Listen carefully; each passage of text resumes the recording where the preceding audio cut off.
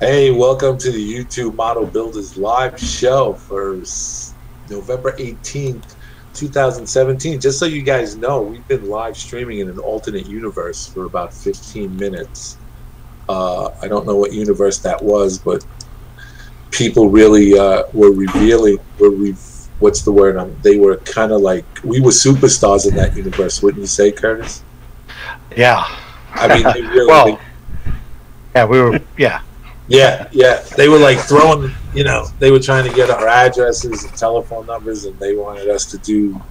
Don't forget the 8x10 glossies, Bill. And the 8x10 glossies, which they wanted from me. And then something happened to the screen. My screen got all fuzzy, and then we came back to here. So we do apologize for the technical difficulty. But this is the YouTube Model Builders live show for November 18, 2017.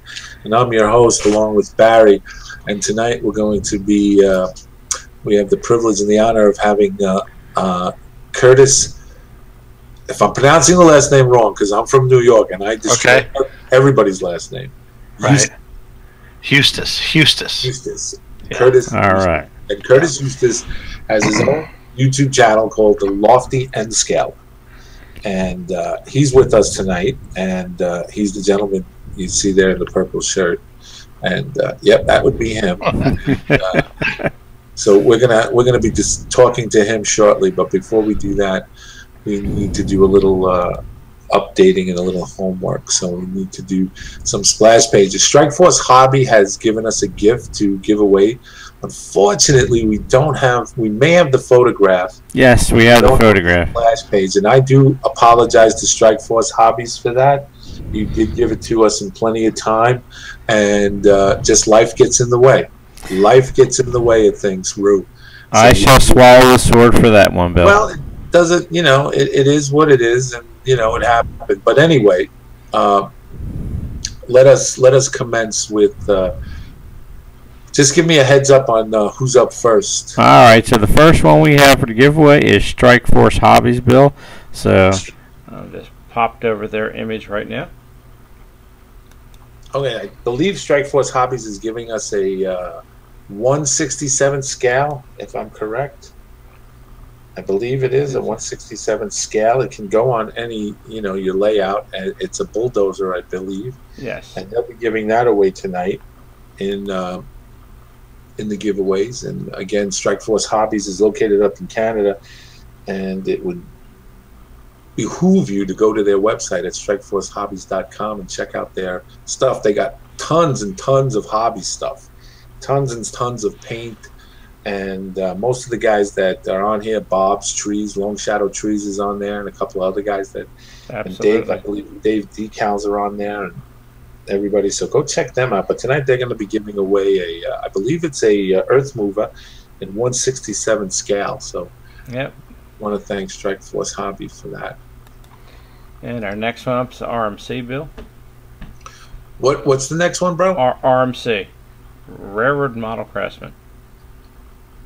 Oh, that's the 3-month. That's a yes. good one. I just recently got my new whatever from them magazine. They're going to give you a 3-month subscription to their to a trial subscription to their magazine now, White River Productions for Model Railroading Craftsmen.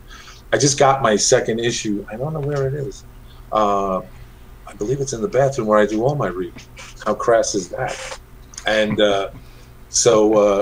yeah, so you get a 3-month subscription from them, White River Production for Model Railroad Craftsmen, and that's the second giveaway. And the third giveaway. Yeah, let me pop that one up next. That is going to be Dave's Decals. Dave's Decals is giving away 2 sheets to anybody who's lucky enough to get that to win that drawing. He'll give you 2 sheets of any of the decals that he produces. He also does custom work if you're so inclined to have. I've had some custom work done by Dave's Decals, and pretty good stuff too, actually. So and he's really pretty fast and pretty reasonable in his prices. So you get 2 sheets from him if you win, and you can check out his site, and he'll give you. You can go through them, and he's got tons and tons of stuff. Dave Decals at daves.art, I believe. Yep. And our next one is from Central Valley Model Works.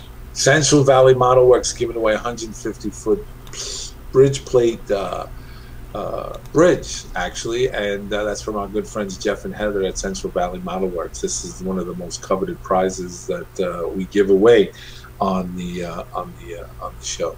So they'll be getting that. It's a 150-foot bridge plate bridge from Central Valley Model Works, and go check out their website. They have a lot of stuff on there. They have double truss bridges as well as other stuff, modeling stuff that you can use. Absolutely. And our final one is Weathering Solutions, Bill. Weathering Solutions, our good friend Eddie, he's got these, if you're not into doing rust, oil stains, or whatever on your models, and you want to try this, I've used it because I'm lazy. It's a great decal. You put it on, gives it a rough finish, and it's done very, very well. And they make graffiti sheets as well as oil stains and as well as the rusting. So if you should be the lucky one that gets drawn on this one, you will get 3 sheets. Any 3 sheets that you so desire. You can mix and match them. Anything that you want to do. Stuff like that. That's from Weathering Solutions, our good friend Eddie. Alrighty, Bill. And also, just on a little homework for the YouTube model builders, we also have an upcoming show on the November 28th. That's a Tuesday night. That's Bench to Mainline. That's 8 p.m. Central Time, 9 p.m. Eastern Standard Time. That's with Ralph Renzetti. He'll be doing that show on, I believe it's weathering. And then right after November ends, we go December 6th for the Arduino workshop. That's, again, that will be held on 8 p.m. Central Time and 9 p.m. Eastern Standard Time. Also, we should be expecting the e-magazine should be releasing sometime this week, I believe, the 18th on. I think JD has been putting some finishing touches on it. This month, the magazine, the e-magazine for November is going to be on N scale. Get it? November N. I know. That's his joke, so don't blame me for it. That's how he presented it to me when he first said it. So anyway, that magazine should be out this week. So if you want to get in on all this fun, just go to www.youtubemodelbuilders.com. Sign up for the e-mag. It's free. You put your email address in it, and when it's published, it gets sent right to your doorstep, more or less. Some happy reading, and keeps you informed of what's going on in and around the hobby. Without further ado, just want to I just have our guest Curtis on this show, and how I came to discover Curtis was through Tom and Tom's Trains and Things.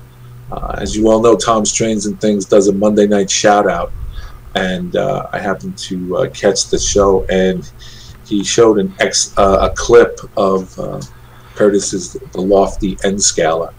So I started going through his beginning stages of getting back into the N scale and getting back into the model railroad hobby, and I was very much intrigued by his due diligence to the hobby and his sense of humor and his approach to it. So I reached out to Curtis, and he was very gracious to accept our invitations. Like most people who come on this show, they say, so what do you want me to do? I haven't done anything monumental in the hobby, so what is it that makes me so special? And if you guys go to check out his YouTube channel, and the N Scale, the Lofty N Scaler, you'll see what makes him so special. Curtis, thank you so much for being on the show. It's great to have you. Well, thank you for having me. Yes, it's our pleasure. So tell us, how did this come about? This reintroduction into model railroad. How long had you been out of model railroad? Well, it's kind of a hard question. I kind of go in and out. So when I was a kid, I started off, my dad got me an N-scale layout in the 70s, and it was like a pre-molded type thing. He just put the track down, and the thing never ran right. It was 1970s N-scale stuff, you know. It just didn't want to go. So after that, he built me a HO scale Marklin, a German 3 3-rail AC. It doesn't actually. It's got the little spikes in the track, and I still have that set today. I haven't used it in years, but I still have it. And then I started drifted away from when I was a kid, because I was always interested in live steam, and I always wanted to build a 1.5-inch scale live steam locomotive. And so that's kind of where my attention was drifted. I found out that my grandfather, who was a master machinist, had actually built a 3/4-inch scale Union Pacific 484, and then he also built a 1.5-inch scale Union Pacific 484 Northern. The latter, he ran the 3/4-inch. The 1.5-inch never got fired.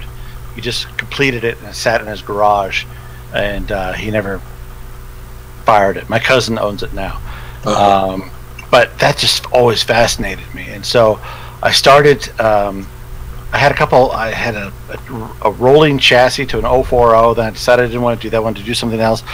So I started building another locomotive. And so basically in my basement, I've got about 300 pounds of parts sitting there.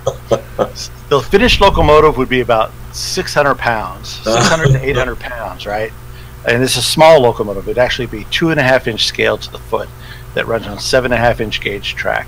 And it would pull on flat ground maybe 50 people, you know. Wow. And but my wife is Mrs. Enscaler, is a very patient woman, and so I've got all these parts sitting in the basement, but I don't have a boiler. I don't have a machine shop.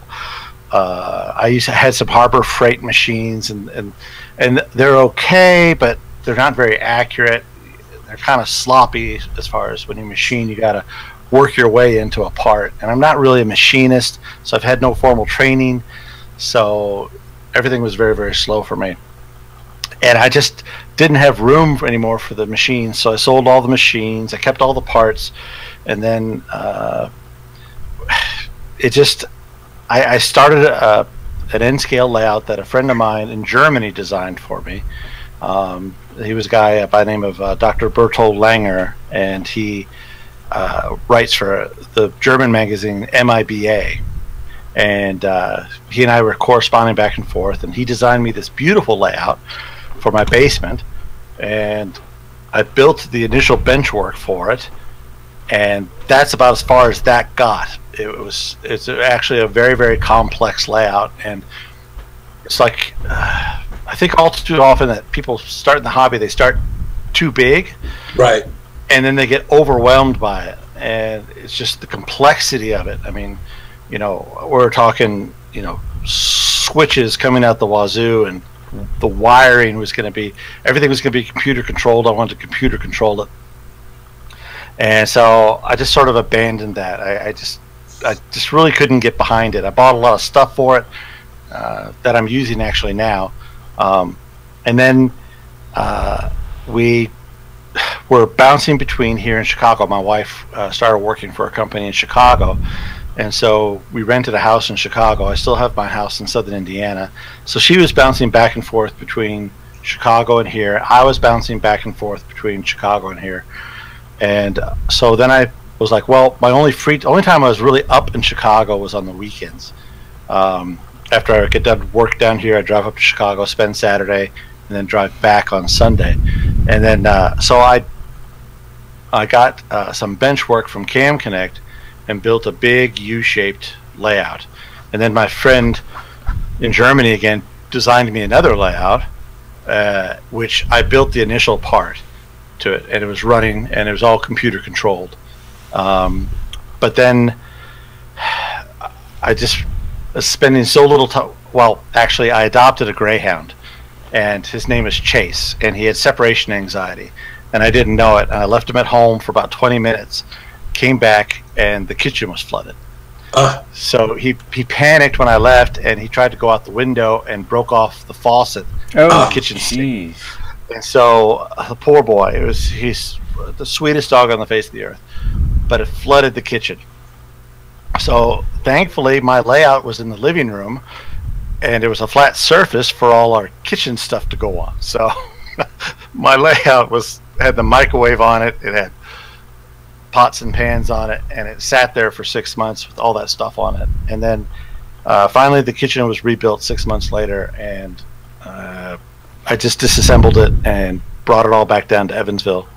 And then so that's where I've started again. I wanted to build something again, but then my oldest stepdaughter is living with us for the moment, and she has an apartment in the basement, so I couldn't use my basement, and the only place left was the attic. Well, I was going to use my wife's office space in our bedroom, which would have been a small layout, but it would have been nice. But it turned into her office. Yes. Yeah. So then the only other place was the loft. Now, when I built this house, I initially thought, well, maybe I'll have to wind up using it for my train layout or my man cave or something like that. So instead of a typical attic, I drywalled it and finished it, and I carpeted it and did everything to it, put outlets all the way around the wall. So I've got tons of outlets for electrical. And so that is where my space is. That's why I am the lofty end scaler. So Nice. I'm building it in a loft, number one, and I have lofty ideas of what I want to do with it. Sometimes they're too grandiose. I started off thinking I'm going to have this big Union Station, where I could put these long passenger trains, and that's not going to work out. So I had to revise it, and it's going through sort of a metamorphosis right now. So I've got the first section, the track. I put the track down yesterday. I haven't glued it down, but I fitted all the flex track. It's going to be, I got to finish 5 more switch motors, and everything's going to get glued. And then before my wife gets home next week, it's because right now it's in the kitchen. It's on the backs of her kitchen. I took all the chairs, like 5 chairs, and this 8-foot piece of styrofoam is on the backs of the chair. Oh, wow. And someone actually commented, goes, well, I thought you were supposed to be building this layout in the loft. Yeah, that was going to be my next question. Yeah. Well, it's just easier to walk around it, if I'm putting all the track down. It's only a 2-foot wide, but I can work on either side right now. And my wife's not here, and so, I can let the foam drop on the floor. I got a hardwood floor. I'll clean it up, of course, but right now, push the kitchen table to the side and put the chairs out there, put the foam on it, and I can get around really easily, right? Yeah. Right. Access to it is key for me, at least. I don't want to have to reach across 4 feet of styrofoam to get to a hard to reach spot, which was one of the problems. I had a switch in my last layout that was really at the edge of my reach. Every time I had a Metra that was going there, they're too fast, it would just fly off the track, hit the corner, and slide down into the window and land on the floor. I'm like, ouch. I could never see what was wrong with the switch. I couldn't get to it. I couldn't see it. I could kind of figure out something was wrong with it, but anyway. So that's why it's in the middle of the live kitchen right now, because I can go either side. It's only 2 feet wide, which is very workable in a small space, but it's just easier for me just to work on either side right now. And as soon as I drop all the feeder wires and things like that, then I'll tote it up to the loft this coming week, and then I'll connect the DCC system and hopefully have something running for my grandkids by Thanksgiving weekend. So I'm pretty close. Now, how the where you're laying the track? How long is it? You mean this section? It's I got a 4 by 8 foot sheet of styrofoam, and I went to the guy at Lowe's and I said, hey, I need to cut this in half. I only need a 2 foot wide section, but 8 feet long. And I said, can you cut it for me? And he goes, yeah, sure. He goes, see these ridges? It's just perforated. And he gets a knee and pops it in half, and he goes, there, 2 2-foot long pieces that are 8 feet long. I said, oh, that's great. I said, I wasn't going to buy it today, but that's really nice to know that you can do that. and he just was like, what? I said, I'm joking. But for a minute there, yeah. So, but I have another 8 foot section right now that's on the floor that I'm going to cut down because I have to have a 2 foot square section that appends to this 8 foot section to kind of make it like an L shape. But yeah, so it's just one big 8 foot long section right now. So do you think, because those that haven't seen your videos, your loft, to get to your loft is a pull down staircase? Yeah, right? So do you, and then you have to climb up that staircase? Yes. Ladder. Yes. To get that, do you think you'll be able to get that? You know, have you? I have not done the geometry on it yet. Okay. But I believe so. I think there's enough play that if I were to go straight up, it would probably hit the ceiling because I've got a 12-12 pitch in my loft. And I can stand up in the middle of it, but I can't stand up on the sides. But I can kind of push it up in there and go around, and I just have to be careful with the track work when I get it up there, not to bang it on the track work. But I should be okay, I think. Right. If not, I'll be cutting it in half. Bringing it in sections. That's it. Rail dipper, snip, snip. And stuff. This whole thing is designed so that I can, if I ever have my basement again, right, my lovely basement, the basement which I designed for our model train, mind you, which has plenty of layout, plenty of outlets, which apparently is very nice to have for lamps and frilly things. Yes. So the lights and for things that make it smell good and all this stuff. The basement has never smelled better, mind you. Sure. But still, if I ever were to get the basement back, of course, that's the ideal situation because I've got, straight walls. I don't have that 12-12 pitch. Right. So the idea is I can just take these sections out and then take it down to the basement and then set it back up again. And then I may have to adapt some sections for fill or what have you. But that's the general idea. It should be portable enough that I can relocate if I have to. Now, the Sparky 107 wants to know what DCC system are you using? Well, I started off using a Roku Z21, which is an Austrian manufacturer. But I'm actually now going to use the DigiKeys DR5000. In fact, I have it right here. This is DigiKeys. It's a company made in the Netherlands. And what's nice about it is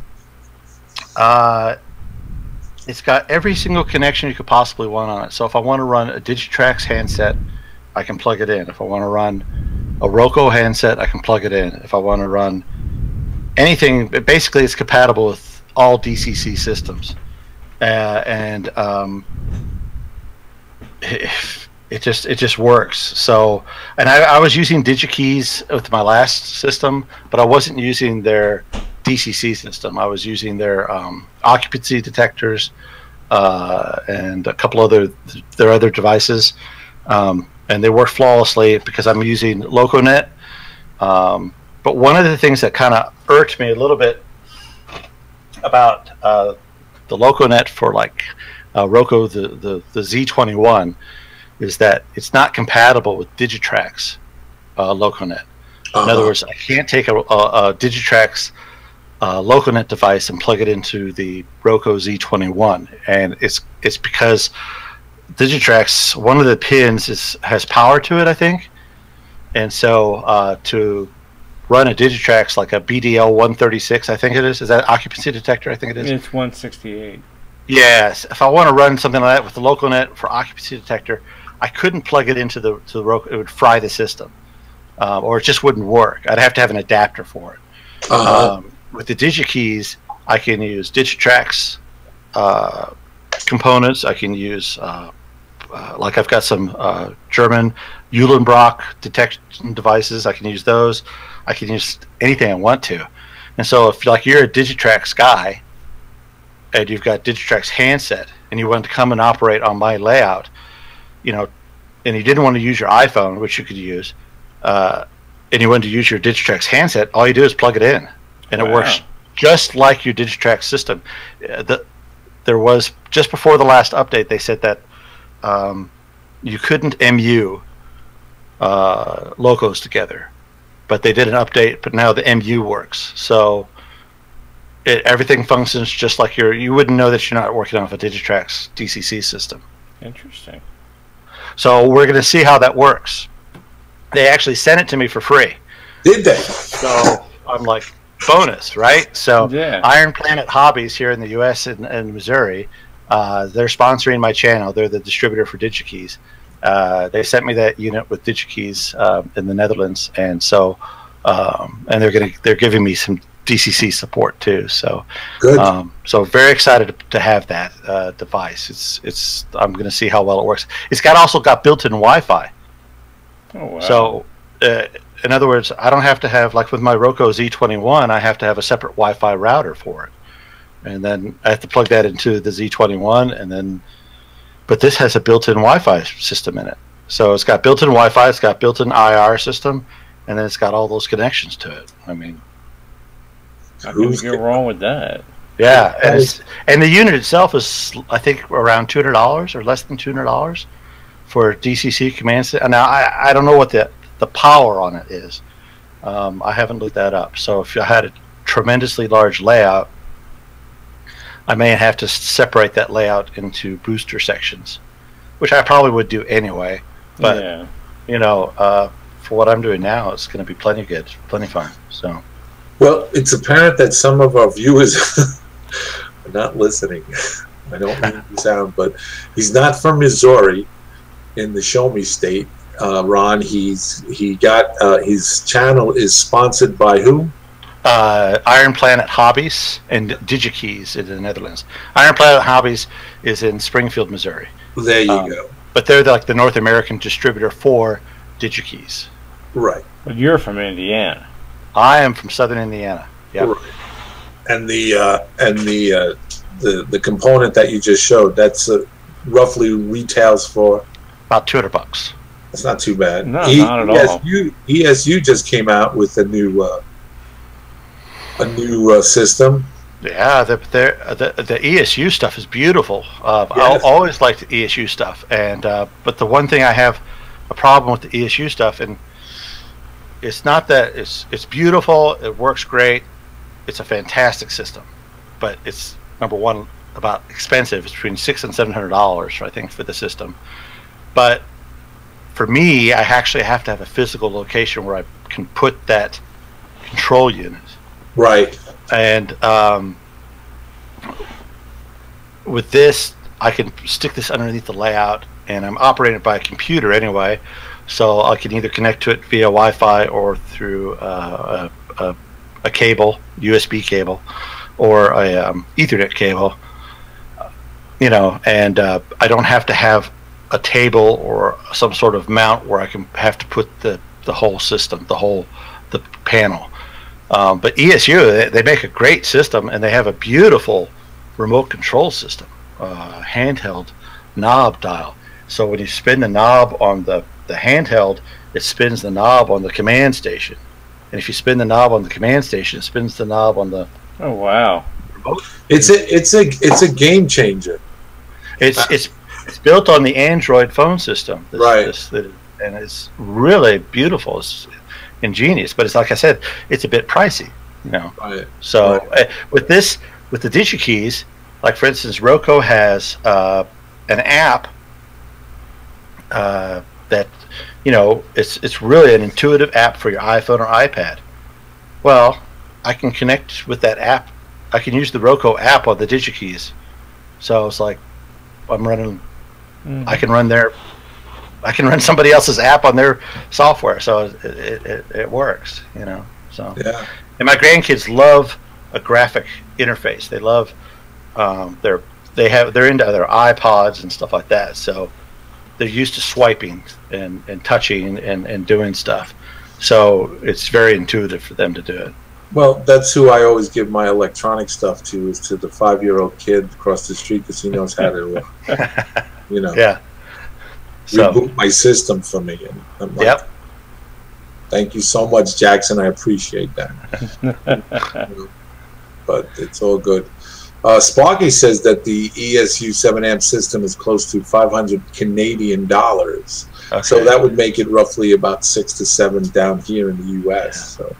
Yeah, no, it's a beautiful system. ESU, I mean, I can't knock it. I mean, all the systems are good. I mean, Digitrax is a great system.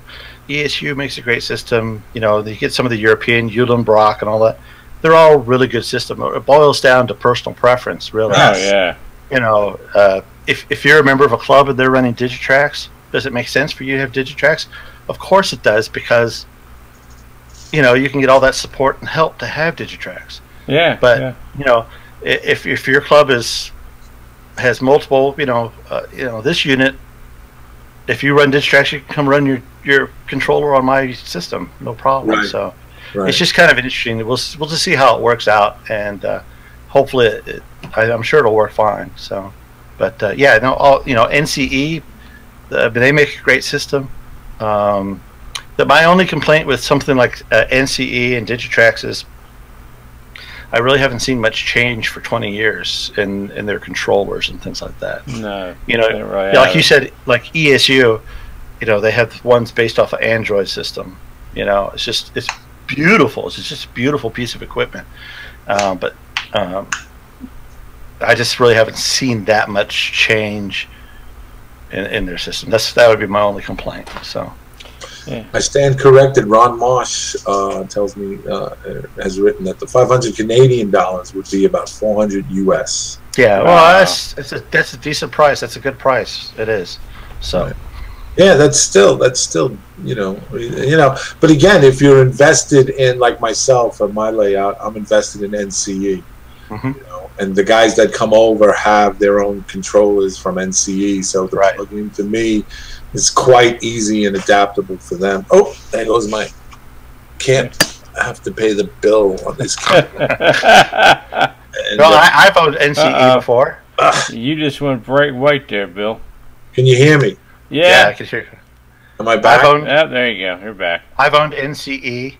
I had the Powerhouse Pro, and then I've had the all-in-one unit. Mm. I've got a Digitrax Zephyr upstairs. NCE I love it. I never had a problem with it. So they're great systems. Yeah, I'd like the NCE system myself too, for the simplicity of it. I mean, a lot of the stuff I want to do down the road is that I would still need some form of Digitrax system to implement signaling and stuff like that. Mm-hmm. So it's like I'm going to have something Digitrax anyway, so why not just buy the command station? Right. And I don't go by the big $400 throttles and everything. I buy the inexpensive UT4s, and then I use programming at my Zephyr with JMRI or something. Right. But not that long ago, Digitrax did release their own Wi-Fi interface. Yes, I saw that. They seem to stuff a lot of different things into that same box. They put the PR3 in, and the DS64, and the LocoNet Wi-Fi interface. It's all in that same little box. Yeah. No, Digitrax, they invented LocoNet, for Pete's sake. Yeah. So anyone that uses a form of LocoNet has to license it from Digitrax. So. Yeah. Do you on this? Does this layout that you're building, Curtis? Does it have a name other than the Lofty N Scala? Because you're working in the loft. I'm just calling it the LNS, the Lofty N LNS. Okay. Line. Yeah, so interesting. And I made a flag for it, and it's on my page. I kind of patterned it after the Wabash flag. Oh. Okay. Is it any resemblance to any part of the United States that you are doing this, or is it a freelance as you come? It's really sort of freelancers, but I'm kind of basing it. I wanted to have Chicago Metro trains. I've got quite a few Chicago Metro. When Cato came out with Chicago Metro equipment, I bought several trains. I also when I was a kid, my dad was an attorney for Peabody Coal Company. And, yes. They had a mine. We lived in St. Louis, Missouri. I was born and raised in St. Louis. They had a mine in Duggar, Indiana. Duggar. Anyway, Peabody had their own railroad there. And so my dad took me out there when I was a kid, and I got to ride on the coal train and sit in the engineer's lap and pull the throttle. I was just a little guy. And they gave me a little certificate, saying I was a junior engineer, So, okay. But it stuck with me that, that train. So part of my layout is going to include a coal mine and when Buford shops came out with Peabody Coal N scale cars Right. last year, the year before. I got like 36 or 40 of them, and Wow. And I'm going to have a nice Peabody Coal train that's going to be picking up at a mine. You won't see where it goes, at least yet, unless I get a second level. It'll just go somewhere and then come back. Yeah, so I'm incorporating sort of things that stuck with me when I was a kid. You know, Right. I wanted to get an N-scale UP Challenger if they ever made it, because as I was I'm a photographer, so I was shooting for a newspaper, and I got to ride in UP Challenger's cab for 3.5 hours somewhere between Kansas City and St. Louis. So I got to ride the cab on the UP Challenger, which I don't think is running right now. Yeah, that was fun. So that was back when I had hair. So when I actually got out of the locomotive, I ran my hand through my hair, and my hand was just covered in black from the oil. It was great. It was great that I could actually run my hand through my hair at the time, because now I can't do that. But yeah, who needs it is overrated, you know. So. Yeah, you know. So I took a bunch of photographs there, and it was a really amazing experience to be running down welded rail on the main line, and that thing we were flying. We were doing 70 miles an hour down the main line. Wow. Yeah. So, and it was smooth as glass. It wasn't loud. It was just great. Interesting. I got to blow the whistle. Wow. Who's got it better than you? I'm telling you. Yeah, really. AJ says, I knew you had hair once. Mrs. Lofty N-Scaler is watching, I think, because she just sent me a text message, and she goes, Mrs. Lofty N-Scaler will expect your stuff to be out of the kitchen before she gets home. She's watching it. Yeah. I love it. Busted. I must admit, though, you know, I'll do just about anything for her, because she's probably one of the most intelligent and beautiful women ever to grace the earth. So good for you. Good for you. She's got a Kentucky accent, so that's even better. Yeah. So when I'm in trouble, I hear, you done ripped your drawers with me now. I'm like, what does that mean? What do you get? What's the? I'm sorry, I didn't hear you. What was the accent? Kentucky. She's from. Oh, Kentucky. she's from Kentucky. Okay. Yeah. She's far smarter than I am. Yeah. Which is a good thing. So yeah. I hear you. So when this thing is set and up, and well, it's not. It's a labor of love, obviously. But is it going to be? Is it going to be? Are you going to be doing just? Are you going to do operations, prototypical operations, or is it just for having fun? Well, it's. I mean, I would love to have people come over and to do operations, you know, but I really don't know anybody down here that I can, you know, play trains with. So the idea behind it, since it's going to be computer controlled, is that my computer would operate certain. It would like maybe operate the passenger trains, and they would actually be on a 24-hour clock, and I would actually program it to have a schedule. So they would be at certain places at certain times, and then I would operate. While those were going, I would operate the freight trains, dropping off cars and things like that, doing the switching, because the metros don't switch anything; they just go and stop. And I think like my first exposure to DCC, I think, was with Markland. Maybe I think I told you, Bill, that I've got a couple Arnold locomotives that have DCC decoders in them, but apparently the DCC decoders in them are so old that they don't work with a modern DCC system. Oh, wow. So I actually, it'll go forward and stop, but then I have to tilt it off the track and then put it back on the track, then it goes back the opposite direction. And so the original designers of the decoders, they were from Lens, I emailed Lens. I said, hey, you know, I gave them the serial number. I said, what's up with this? And then they said, well, that decoder is so old. She goes, we would actually love it if you'd send one to us, because we don't have any examples of it. She goes, it won't run with a modern DCC system. Oh, wow. It confuses it. So, but I remember seeing Markland come out with computer controlled, and it just fascinated me that you could have, you know, trains come into a slow stop into the station, and then after so much time, then take off again. So I want to try to do realistic operation with interspersed with me running trains manually. So that's I like that. I like that. There's nobody that you don't have. There's nobody in your community or in the area to which you live that is other model railroaders. Not that I know of, to tell you the truth. So I mean, maybe there's some people down here. I live in the Evansville, Indiana area. But also too, I'm in this loft, and it's kind of hard to get up and down into this loft. Right. So, you know, 10 years years from now, 20 years from now, when the daughter, I may have to install an elevator to get up. Yeah. I know when I joined the NMRA, I started going to the local meets around me.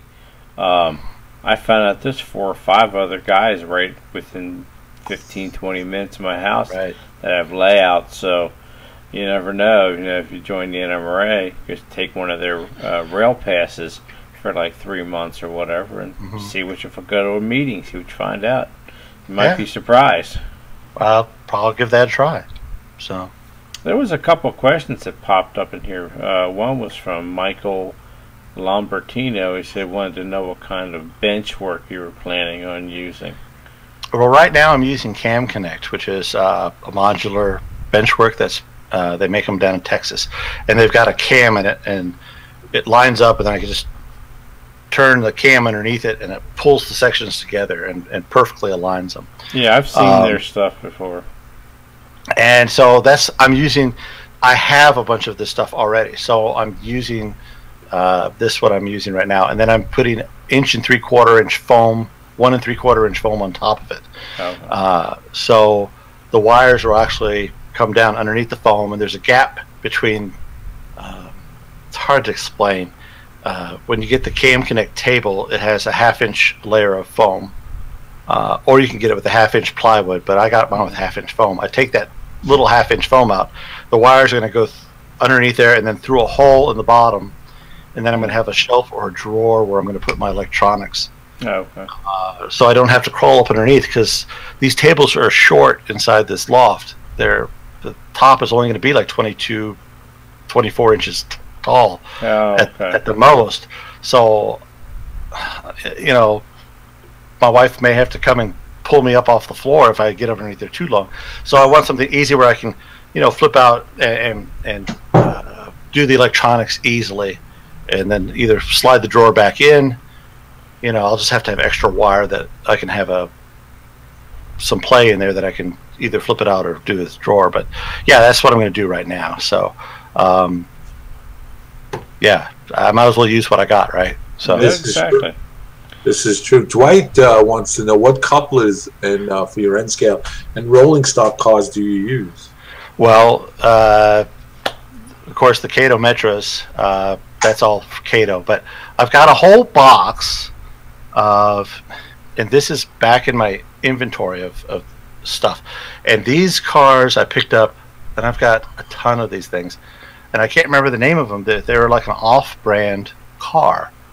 I can't remember the name of them. I don't. It's all the way upstairs. I can't pull it up, but I've got about maybe 100 or so freight cars. But I'm going to have to switch out all the couplers. I'm going to have to put new trucks on them, new couplers. You know, they're just cheap models that I bought off of eBay. They weren't bad. They're not horrible.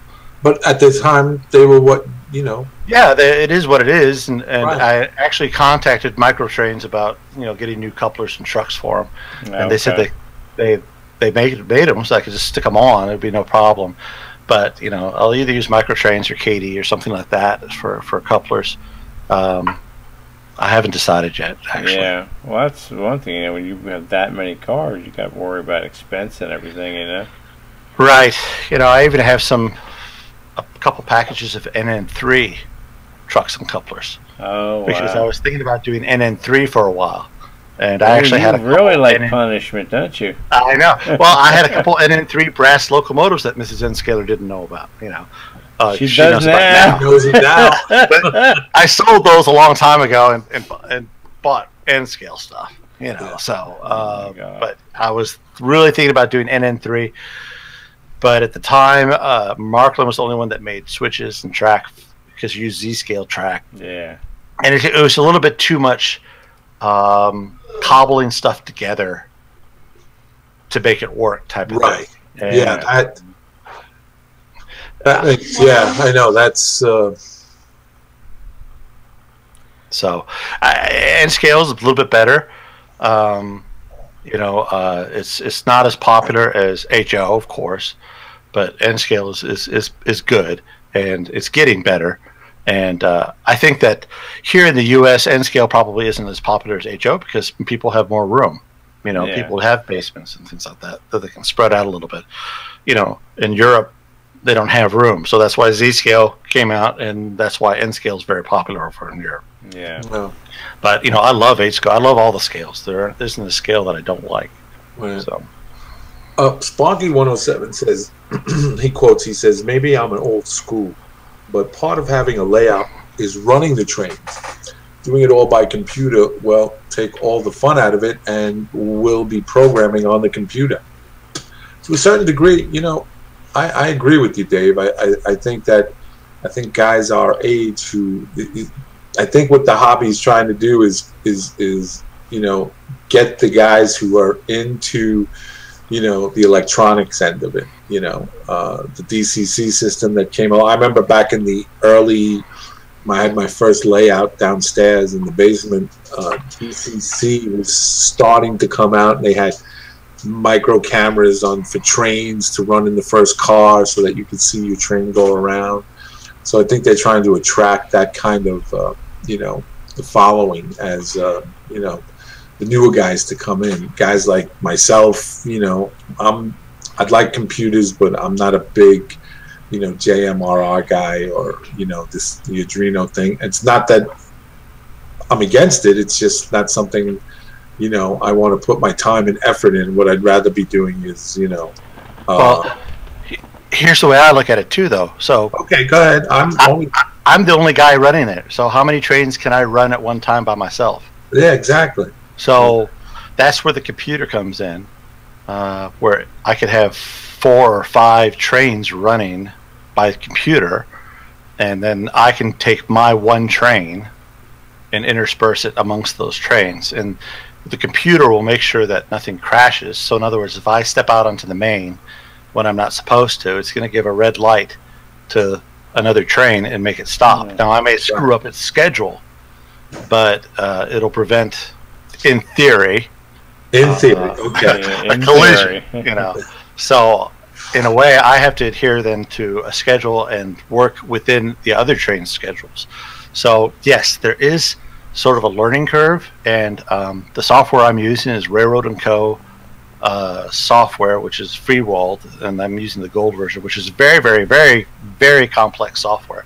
Yeah. As far as what it can do, but for me, it's like a drag and drop interface more so than perhaps maybe JMRI, where there's more macro.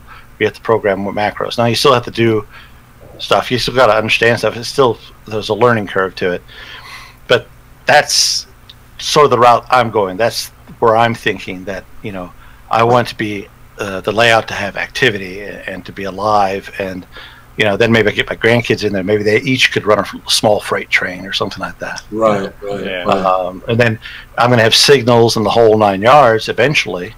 So then, even if I'm running manually with the software, if I have a dispatcher, someone who's dispatching, they could dispatch me my train to a certain destination, and then I don't have to worry about the switches. I don't have to worry about the signals. I just drive it like I was driving a normal train, and the software automatically will switch the switches and give me red or green lights and then go on. So to me, that's fascinating, the ability to do that. I would even love it what I would love to do is be able to have like you, Bill, or somebody, dispatching in New York or New Jersey, to my train layout in Indiana, Right. And maybe if I could actually find someone to to play trains with, you know. Oh, that's certainly doable. It Yeah. really is, you know. So with technology and the internet, you know, and our bandwidth, nothing's out of the realm of possibility. So Yeah, that's kind of. There's somebody about an hour near me. He has he runs his layout sort of virtually from down his layouts upstairs. He runs it from his garage. He has a 16-foot screen with a video projector on it, Right. which shows the view of the webcam on his train. Right. And he operates it from a full-size replica of an SD-45 cab with a That's control stand and everything. So, and he implemented JMRI signaling virtually. Yeah. So he just has a screen in the cab, and he opens up a web server screen from JMRI, which has the next control point he's approaching, and he put in a picture of the scenery as the backdrop and just made a virtual model of the signal bridge and put the signal head icons on there, and then the actual signals are displayed virtually, and he can respond to them appropriately. Right. It's an amazing little system he's came up with to do that. And It's if very you cool. want to go physical signals, he could, because the logic's all there. But it makes a great idea to prototype your signals that way. Right. So Dwight says, and I'm quoting, a computer running a layout without you watching seems like a recipe for a disaster. No, actually, my last layout was computer controlled. I set up routes, and I had 3 trains running, and I just left them running for about 3 hours, and there wasn't one mishap.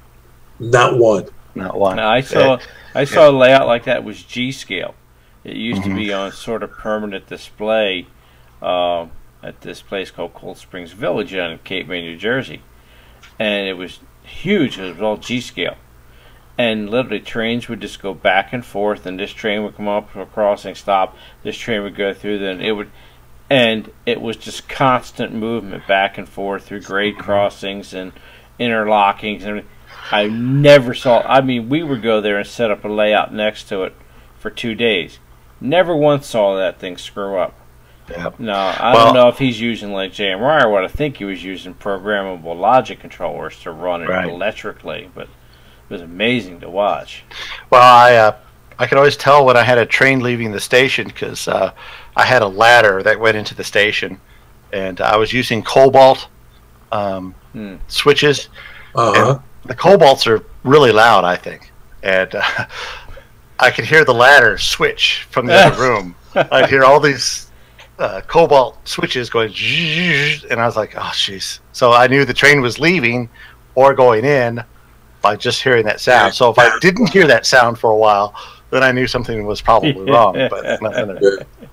Yeah. Andy Crawford says several of us are discussing and putting the parts together for an internet client operation with the integrated train following cameras with JMRI virtual signals 2 in view. Yep. Think about it. You could literally probably set up the display to show like Pensy cab signals in your cab. Yeah. So it's definitely something that's doable if you got the time, money, and effort to make it work. I think in order for that to work, though, doesn't your track work have to be totally near perfect? Yeah, it has to be bulletproof as you can make it. Yeah. And how?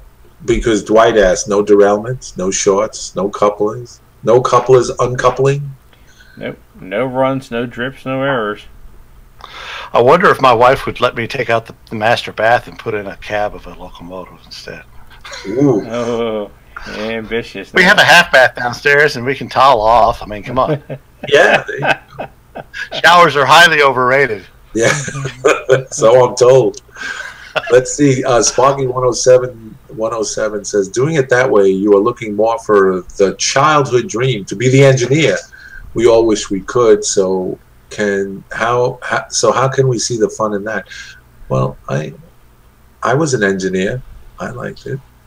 Yeah, There's a couple companies out there trying Some people, to come up with that. to answer that question, I mean, I understand what you're saying, Sparky. I really do, and I take your side on this. I really do.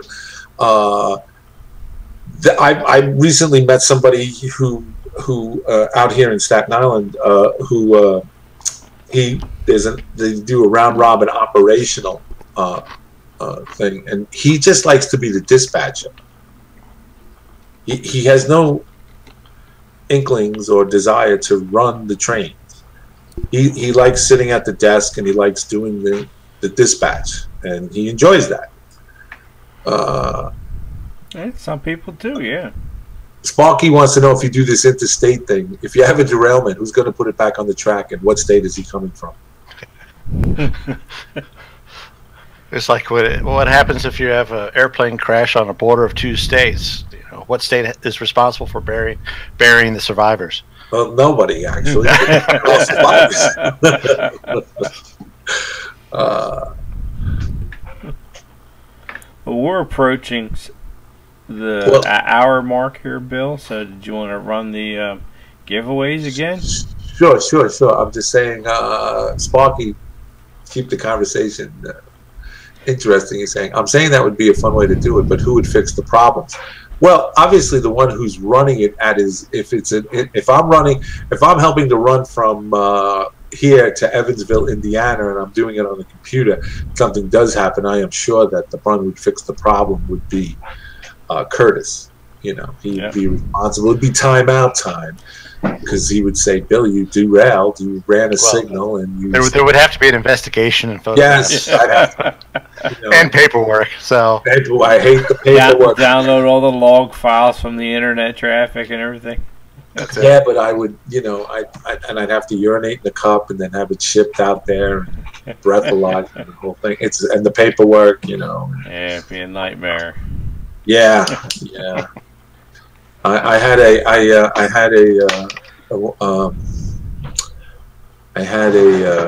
when I was a conductor on the trains, we had an unfortunate incident where someone jumped in front of the train, and my motorman was a seasoned guy of about 35 years.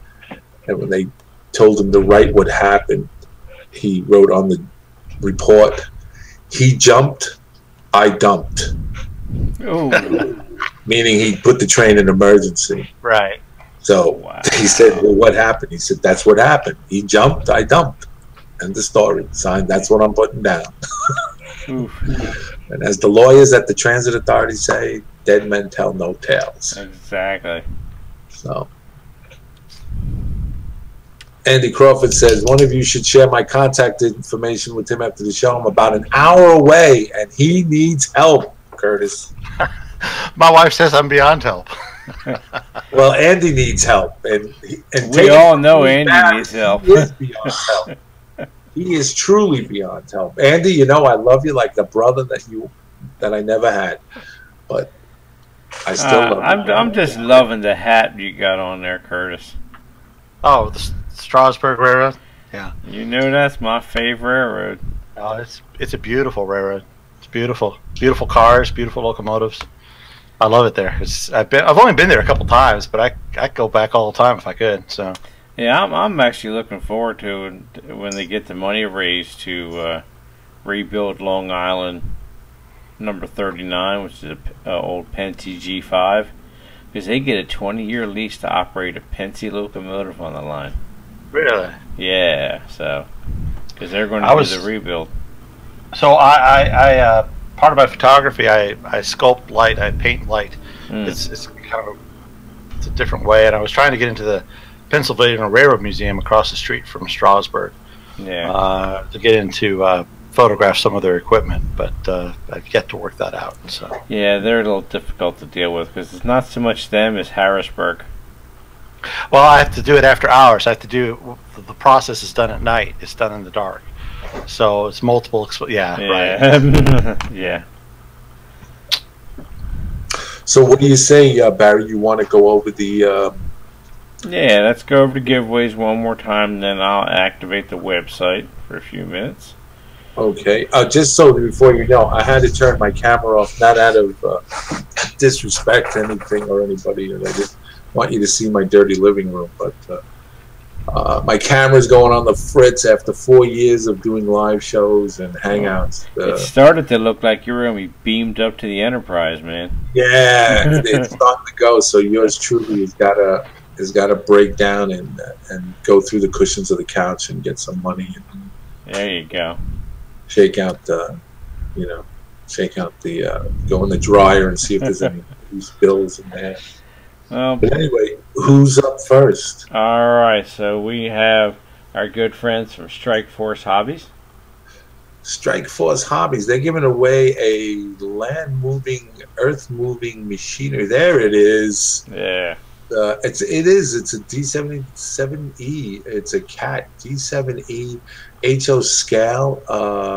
They'll be from Strike Force Hobbies up there in Canada.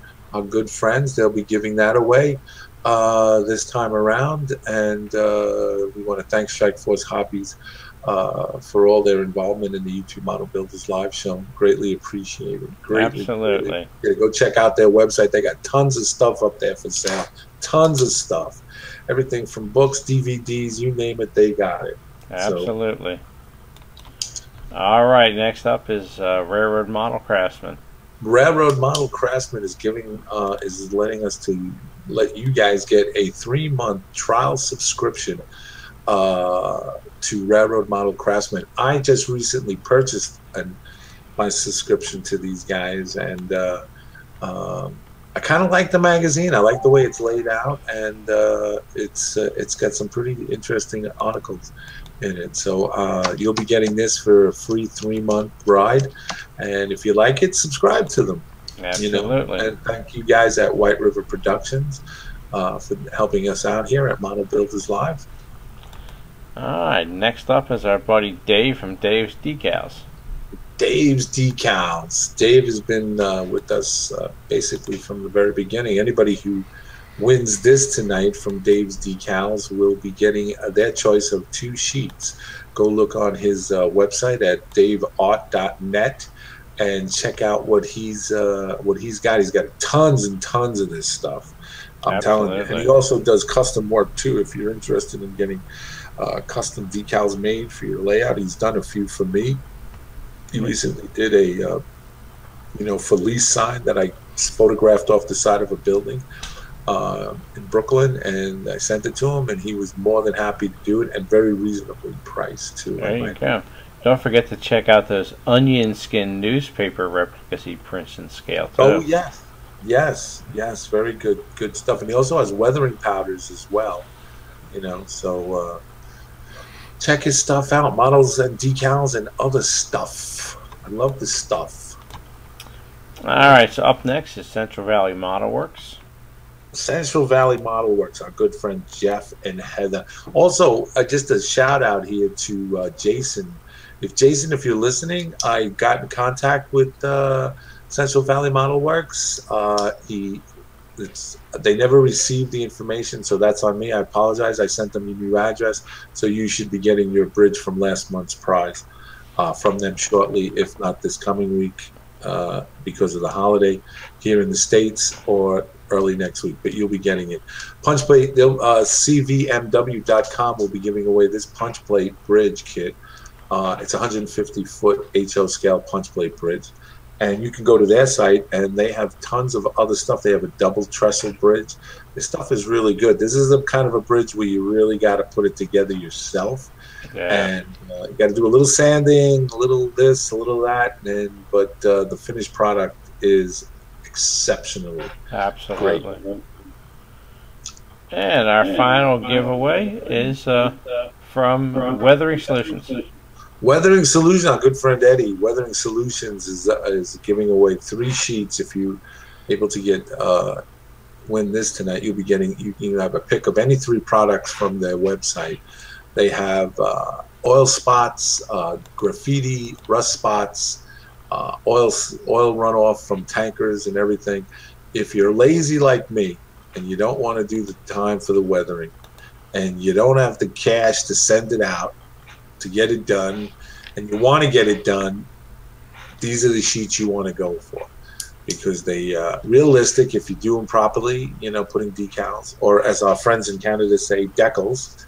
If you put the decals on correctly, you know, it passes for the real deal, you know. And then as you gain confidence, you can do your own rusting. But these sheets, I have their graffiti sheets because my railroad's modeled in the mid 70s, where graffiti was rampant in Brooklyn, and on the railroad and on the subways. So I have a few of his graffiti sheets, and they're pretty good, pretty realistic stuff.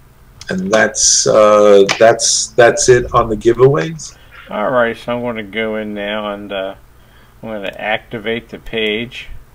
So let me do a submit here. All right, so the page is now active. So let me show everyone here how to win. So you want to go to YouTubeModelBuilders.com, and underneath of YouTube Model Builders Live, you will see where it says Live Show Giveaway Entry Form. Just go in there and fill out your information, and when they ask you for the passcode, it is the word BART, as in Simpson, B-A-R-T, all lowercase. So I will pop that in the chat for everybody, just so we can see it. Alright, everybody knows what's going on. Let's see here.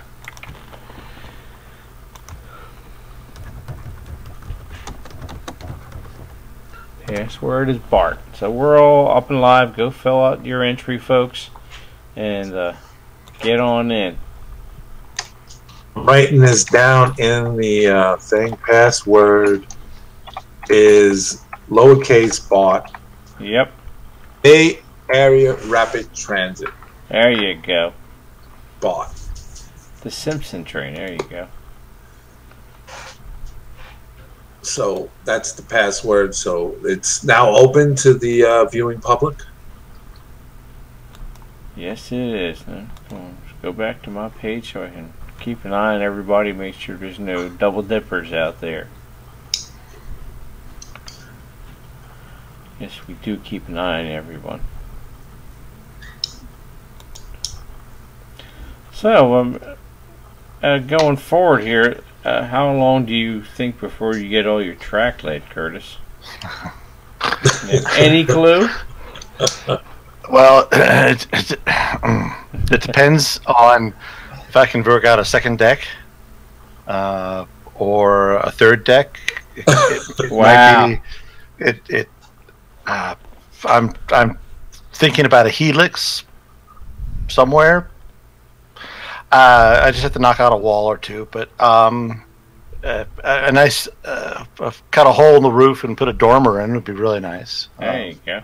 There you go. I have to say though that my wife is a very supportive and benevolent woman. She really has humored me over the years. Really, I mean, I've got 300 pounds of locomotive parts in the basement, for Pete's sake, Oh, wow. that are just sitting there. I've got pumps and all kinds, that I'll never probably use, and she's okay with it. So, Yeah. Using it as door stops when you need to. yeah. So Wait a minute, I got something for that. Hold on.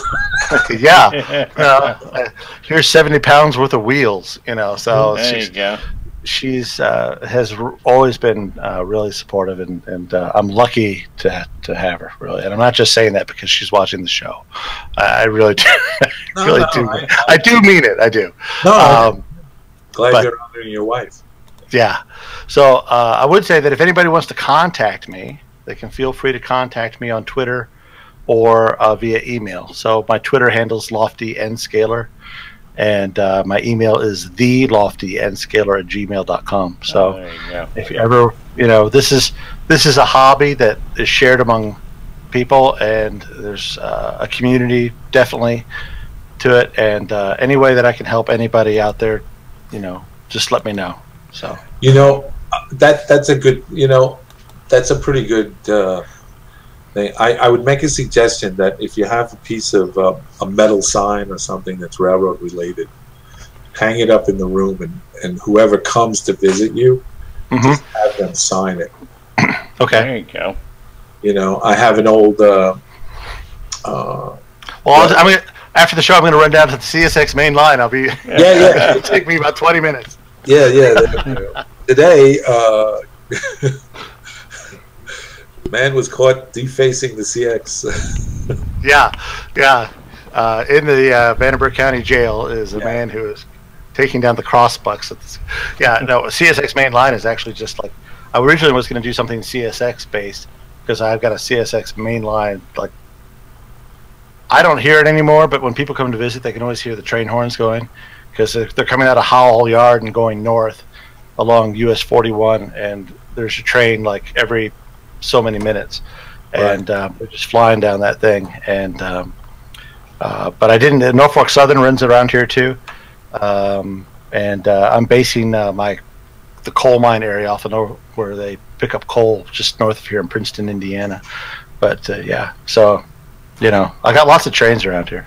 Yeah, I know. In southern Indiana, my brother lives out there, and I've seen a ton of them. And I have my other brother who lives up in Vermont, in the Bennington area of southern Vermont, and he doesn't live too far away from New Hampshire, Hoosick, New Hampshire, where you can go up to the yard up there and crosses over from New York, and they also have the Vermont Railroad up there, so it's pretty good. One time when my son and we went up there and we started chasing a train, and we wound up literally going up the state of Vermont until my son reminded me it's getting dark and he was getting hungry, and I was like, okay, time to go home. Yeah, I remember chasing a train all the way from Perryville, Maryland, along the old Pensy Port Deposit line all the way out to Strasburg. Actually, in the museum there, they have the GG1 in the museum. Yes. The one that was restored by Amtrak. That was the locomotive I chased. Really? Yeah, because Amtrak had restored it after a group of people called the Friends of the GG1 raised like $15,000, and the Amtrak put up the rest of the money and they restored it. It was still operating, but they did a new paint job on it. It was the last GG1 in the Amtrak roster that still had its original 4-digit number. Amtrak took the 4 off the front of all the numbers. That one they didn't, so that one's got a rather storied history with Amtrak. And for years they ran it in excursion service. So we chased it that day, and first time I was ever out to Strasburg, and old number 31 was still running, and they met it out at the main line and dropped fasteners off, and then they went forward out to Lancaster, and I got some pictures out there with it. So that engine's always got a little special spot in my heart. Yeah, it's a beautiful museum too. Oh, it is. They really do. They've got a nice indoor area. They have the Conrail diesel engine where you can get up and get into the cab. Yeah. They do they have usually a museum personnel that will show you how the diesel works. The last time we were there, my wife has never come and seen me where I work. So I said, "Come on, let me take you up into this cab and show you where what I used to do." So she came in and she was amazed that and then she saw the bathroom, the toilet, and I said to her, she goes, "Did your train have a toilet in it?" I said, "Yeah, but it wasn't as clean as this." In fact, you closed the door. You never, Oh, the romance. Yeah. Yeah, exactly. Yeah. Rail travel's romantic.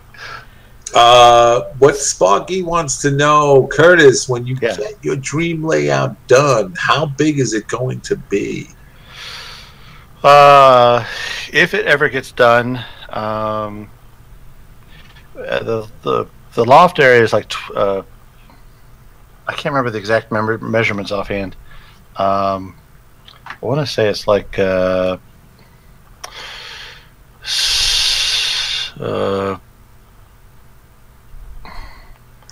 it's like 20 feet long by maybe 10 feet wide. So, but I'm not quite sure how big it's going to wind up being. It depends if I can actually ever get out of the loft, or if I have to stay in the loft, and if I ever expand to level. I'm just taking it a little step at a time. So, like this first section is the big one, and then I'm going to put a loop on one end and a loop on the other end. Right. So that I'll have a continuous run. Then I'll put in the coal mine, and then after that, it'll go further down the line to another town, where I'll have another station for the metros to go, and then I'll extend it a little bit further down to the end of the layout, and then maybe there'll be another station there, and then a yard, and then I'll worry about maybe coming back and doing a helix up to a second level. You know, so it all depends on time, money, and my wife's patience. Right. You're absolutely right.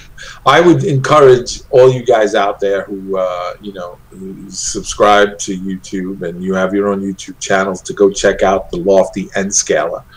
Absolutely. He recently started this journey earlier this year.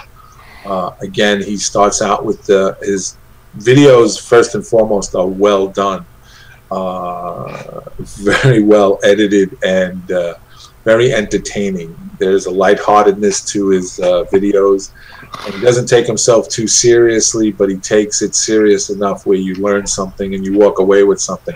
So I would encourage everyone to go check out the Lofty N Scaler and subscribe to him, because I think you'll be very much informed, entertained, and I think the journey will be a real good one for you guys. So I would encourage you to do that. If nothing else, you'll learn how not to do it. Well, yeah, that's important too. Yeah, let somebody else make all the mistakes, right? That's why mine is called the AKA South Brooklyn, AKA Catastrophe Railroad. Learn from whatever I do. Don't you do it. That's it. Don't you do it. But give yourself really more credit than that, Bill. I've spoken to Curtis on the phone when I first introduced myself to him, and he wanted to know who's reaching out to me in this wide world of the web. And first thing I told him was, I said, I really like the scene where you open the loft door and you push the foam up, and then the camera breaks and there's the foam coming up being jiggled. I said, I thought that was such a, it's that moment in cinematography history that will go down as an Alfred Hitchcock moment. Yeah, no, I can't promise that every episode. no pressure here. I try, so. You'll want to see the episode where I'm putting this 8-foot section up into the loft. Oh yeah, that sounds interesting. That'll be interesting. So yeah, have to make it a big steel hook and pull it up. I don't know. So that worst case, rail nippers and a saw, cut the foam in your. Well, I could get a circular saw and cut out a hole in the side of the house and just bring it in that way. Get like a jack lift. And Ron Marsh says he makes really good videos. I enjoy them a lot. Sparky says, I've been watching Curtis for a while. Very nice channel to watch. Bruce says, well produced. Randy's Rock and Roll Railroader says, watch his dog play with toys as well. Yeah, she was shaking a cat. A toy cat. Not a real cat, a toy cat. My good friend Marcel. Yeah. Yeah, he says, Billy, your layout is far from a catastrophe. So there you go. Cut the loft entrance to make the loft bigger. If I could, I would. If I could put it You just got a new sub there, Curtis. Joe G, our good friend from Arizona. Oh, okay. Very good. Thank you. We'll make you a YouTube model superstar. Well, Bill, it looks like we've kind of leveled off with our enrollments here in the giveaway. So let's close it down and let's give away these fantastic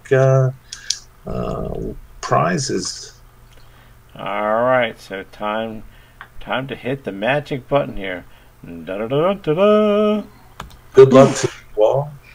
All right, so giveaway 1 from Strike Force Hobbies is the 1/83rd scale Caterpillar D70 bulldozer. That goes to Bob Schleman. So congratulations, Bob.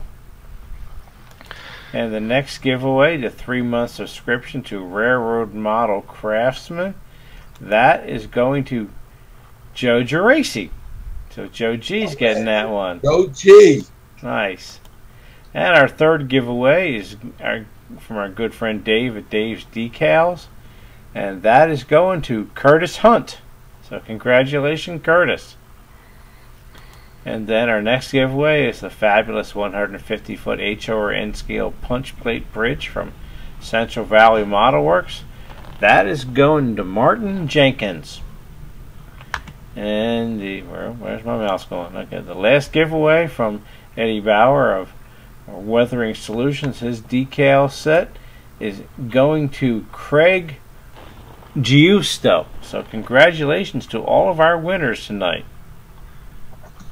Yes, thank you, and congratulations to them all for entering, and thank you very much to all the sponsors that had helped us out this year. With we have one more month to go, November, December, and yep, we'll be handling that. A little homework: November 28th of the end of this year, at the end of this month. I'm sorry. Is the show with Ralph Renzetti, Bench 2 Mainline. That's at 8 p.m. Central Time, 9 p.m. Eastern Standard Time. That's a Tuesday night on November 28th. And then the December 6th, the Adreno Workshop, that's 8 p.m. Central, 9 p.m. Eastern. And then December 12th, we have the Miles Hale Show. That's also at the 8 p.m. Central Time, 9 p.m.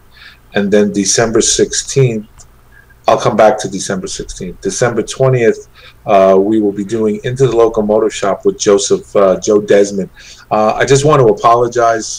This last show that we were supposed to have on the 15th with Joe, Joe's had some family things he had to take care of. He's a police officer in New Jersey, and he works crazy hours, and his wife was not feeling too well, and he had to take care of her and the baby and his job, and it piled up on him, and he started painting the model, and it didn't work out, and then he tried to redo it. So I called it. I made the executive decision to call it, and we did. But we'll be getting back on track on December 20th. And the day after Christmas, after you've gotten everything you've wanted, is the Fine Scale Show and the Fine Scale Build with Andy and Miles Hale. Are you still doing that, Barry, or is that... No, I haven't been able to spend the time to put my builds together, so it's Miles and Andy and Ralph Renzetti working on that. So. Oh, okay. So we have Ralph Renzetti on. Yes, I believe he's still working with that, so... And just a heads up, the e-magazine will be coming out this week sometime. The e-magazine this month will be featuring N-Scale. It will be all N-Scale. The whole issue will be N-Scale. And for November. I said it earlier, I know. Getting back to the live show December 16th, for December of 2017 will be the last show of this year, and we're going to have a special guest on the show. We're actually going to have the man, the myth, and the legend. Who we're going to have on then it wouldn't be a surprise. No. So we can't let the cat out of the bag. If anybody wants to know who's going to be, who the man is, or the persons that are going to be on the show, send me money. We get to split this, right, Bill? Right? Yeah, absolutely. Send me a money order for $50 to P.O. Box 106, Staten Island, New York 10314-4045. I will send it. I will reveal to you the person or persons that will be on that show December 16th. In a hermetically sealed envelope in a tightly secure box, and then you'll know. So I'll wait for all the money orders to come pouring in. $50 if you really want to know it. Cash works best, but Cash No. is king. All kidding aside, all kidding aside, the December 16th show, we're going to have a special guest on the show. It will be the last show of the year for 2017, and it will be a good show. I think you guys will enjoy it. Curtis, I want to thank you very much for being on this show with us tonight. I know thank you for having me. A bit of a technical glitch in the beginning, and I do apologize for that. And I hope it was worthwhile. I hope all your expectations of this being on this show it was met, and it went beyond that. Oh, of course. I really appreciate you guys having me. I like you, No Curtis. problem, Curtis. It's great having you on here, man. You guys are great, and I really had fun. So no, it really was, and I'd love to have you back on again in the future, and to follow you on your Lofty N Scale YouTube channel, and just to have you on and discuss. I think the next time we might, if would be all right, discuss doing videos, how-to videos. Oh, yeah, absolutely. Yeah, I can talk all day on that one. Yeah, there were some questions that were in there, but I really didn't want to get into it because I didn't want to take away from the flavor of the direction that we were going in. So I didn't want to do that. So I didn't bring it up, but I think in the future that would be a great thing to do. Absolutely. For the people that do have YouTube channels out there. So once again, Barry, thank you again for being the director extraordinaire. And all the technical stuff. And to all you out there in the community, thank you so much for tuning in and allowing us to be in your house and inviting us in. And for all of us down here in the United States, this Thursday, the 23rd, is Thanksgiving. So to all of you guys in the U.S., be thankful. But for everybody who's watching this in Australia, England, and whoever else watches, the Netherlands and lower part of the Antilles, be thankful for what you get, and be thankful every day that you have the opportunity to play with trains, to do things that normally other people can't do, and you have the ability to do it. So be blessed, be honored, and you guys have a good night. Thank you, Joe, once again for being on. You guys out there, take care, God bless, and we'll see you definitely on the radio. Amen.